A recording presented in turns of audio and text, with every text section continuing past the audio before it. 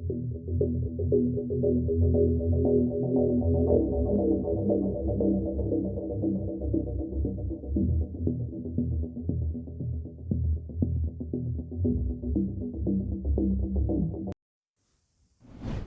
आपको भी कुछ दिनों से लग रहा होगा कि आखिर रूस और यूक्रेन के मामले में दुनिया ऐसे क्यों परेशान है और इसके पीछे वर्ल्ड वॉर होने की आशंका क्यों जताई जा रही है।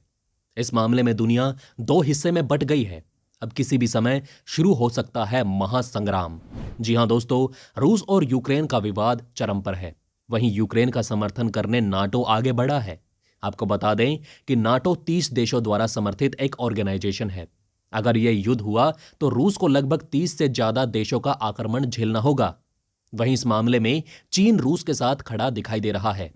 इस मामले में एक तरफ तो यूक्रेन अमेरिका सहित 30 और देश हैं, तो दूसरी तरफ रूस और चीन। यहां यह देखने वाली बात है कि भारत किसका साथ देगा, क्योंकि भारत ने अमेरिका और रूस दोनों से अच्छे संबंध बनाए हुए हैं। और अगर भारत रूस का साथ देता है तो अमेरिका विफर जाएगा, और अगर अमेरिका का साथ देता है तो सालों पुरानी भारत रूस की दोस्ती टूट जाएगी। दोस्तों, बने रहिए इस वीडियो में हमारे साथ। हम आपको इन सारे सवालों के जवाब विस्तार से देंगे और साथ ही ये भी बताएंगे कि अगर यह युद्ध हुआ तो कौन जीतेगा, रूस या फिर नाटो का समर्थन हासिल कर चुका यूक्रेन। दोस्तों, गौरतलब है कि नाटो यूरोप और उत्तरी अमेरिका के 30 देशों का संगठन है।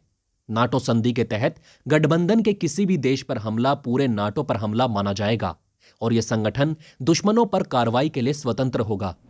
दोस्तों, आपको बता दें कि ब्रिटेन ने यूक्रेन पर खतरे को देखते हुए हाल ही में उसे एंटी टैंक हथियार मुहैया कराए हैं। दोस्तों, आपको बता दें कि यूक्रेन के समीप करीब 1 लाख से ज्यादा रूसी सैनिकों के जमावड़े से कई लोगों को आशंका है कि रूस हमले की तैयारी कर रहा है। हालांकि रूस इससे इनकार करता है। अमेरिका और उसके सहयोगी देश रूस को ऐसा करने से रोकने या ऐसा करने पर जबरदस्त जवाब देने के लिए गोलबंद हो रहे हैं।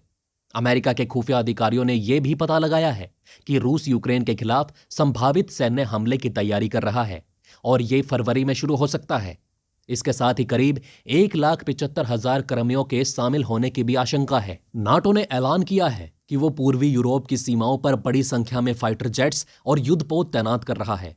इसके साथ ही वो रूस से लगती सीमाओं पर अतिरिक्त सैन्य बलों को भी स्टैंड बाय पर रख रहा है। नाटो की ओर से यह फैसला ऐसे समय में आया है जब रूस लगातार अपनी तरफ से लगने वाली यूक्रेन सीमा पर सैनिकों की तैनाती कर रहा है। हालिया रिपोर्ट्स में खुलासा हुआ है कि रूस अब तक कम से कम 1 लाख सैनिक यूक्रेन सीमा पर भेज चुका है। रूसी टुकड़ियां यहां युद्ध अभ्यास में भी जुटी हैं। गौरतलब है कि नाटो यूरोप और उत्तरी अमेरिका के 30 देशों का संगठन है। इसमें France, Belgium, Luxembourg, Britain, Netherland, Canada, Denmark, Iceland, Italy, Norway, पुर्तगाल, जर्मनी, अमेरिका और तुर्की जैसे देश शामिल हैं। नाटो का गठन ही रूस के बड़े खतरे को देखते हुए किया गया था। इस संधि के तहत गठबंधन के किसी भी देश पर हमला पूरे नाटो पर हमला माना जाएगा और यह संगठन दुश्मनों पर कार्रवाई के लिए स्वतंत्र होगा। नाटो ने अपनी ताजा बयान में कहा कि ये बाल्टिक समुद्र के क्षेत्र में अपने बचाव की पूरी तैयारी कर रहे हैं। इसके लिए सीमाओं पर सैन्य टुकड़ियां तैनात कर दी गई है। मदद के लिए डेनमार्क की तरफ से बाल्टिक देश यानी कि रूस की सीमा से लगता हुआ देश लिथुआनिया को F-16 फाइटर जेट्स भेजे गए हैं। इसके अलावा स्पेन भी नाटो संधि के तहत बुल्गारिया को फाइटर जेट्स भेज रहा है। फ्रांस ने पहले ही बुल्गारिया में अपनी सेना भेजने की बात कही थी। दोस्तों, आपको बता दें कि अमेरिका भी रूस से टक्कर लेने को तैयार है। आपको बता दें कि इस बीच अमेरिका के कुछ अधिकारियों ने दावा किया कि राष्ट्रपति जो बाइडेन भी पूर्वी यूरोप और बाल्टिक देशों में अपनी सेना भेजने की तैयारी कर रहे हैं। पेंटागन ने कहा, यूक्रेन की सीमा पर चल रहे रूसी आक्रमण को देखते हुए पूर्वी यूरोप में संभावित तैनाती के लिए 8500 अमेरिकी सैनिकों को हाई अलर्ट पर रखा गया है। यूक्रेन को लेकर अमेरिका और रूस के बीच तनाव इस कदर बढ़ चुका है कि मॉस्को ने परमाणु युद्ध की चेतावनी तक दे डाली है। रूस का कहना है कि अमेरिका की आक्रामक बयानबाजी और उसकी कार्रवाई उसे परमाणु युद्ध के लिए मजबूर कर रही है। दोस्तों, आपको बता दें कि इस समय यूक्रेन सीमा पर रूस के 1 लाख से अधिक सैनिक साथ तैनात हैं। यूक्रेनी सीमा पर रूसी सैनिकों के जमावड़े पर अमेरिका के नेतृत्व वाले नाटो ने भी कड़ी प्रतिक्रिया दी है। अमेरिकी राष्ट्रपति जो बाइडेन ने हाल ही में कहा था कि यदि रूस ने यूक्रेन पर हमला बोला तो रूस को उसके गंभीर परिणाम भुगतने होंगे। बताया गया कि बाइडेन ने सेना की टुकड़ियों के साथ अमेरिका के अत्याधुनिक फाइटर जेट्स और युद्धपोत भी रूस से लगते हुए बाल्टिक समुद्र में उतारने का फैसला किया। माना जा रहा है कि बाइडेन प्रशासन ने रूस के साथ सीधी टक्कर लेने का मन बना लिया है, जबकि कुछ दिन पहले ही अमेरिका लगातार बातचीत के जरिए रूस से अपील कर रहा था कि वो यूक्रेन पर हमला करने की गलती ना करे।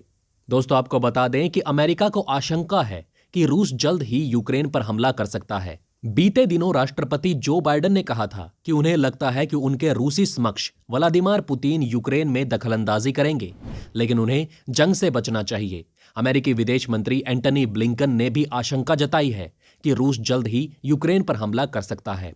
दोस्तों, आपको बता दें कि रूस और यूक्रेन के बीच चल रहे तनाव के मध्य अमेरिकी राष्ट्रपति जो बाइडेन ने रूसी राष्ट्रपति व्लादिमीर पुतिन के लिए यूक्रेन में सैन्य कार्रवाई को बेहद कठिन बनाने का संकल्प लिया और कहा कि उनका प्रशासन रूस के आक्रमण को रोकने के लिए व्यापक कदम उठा रहा है।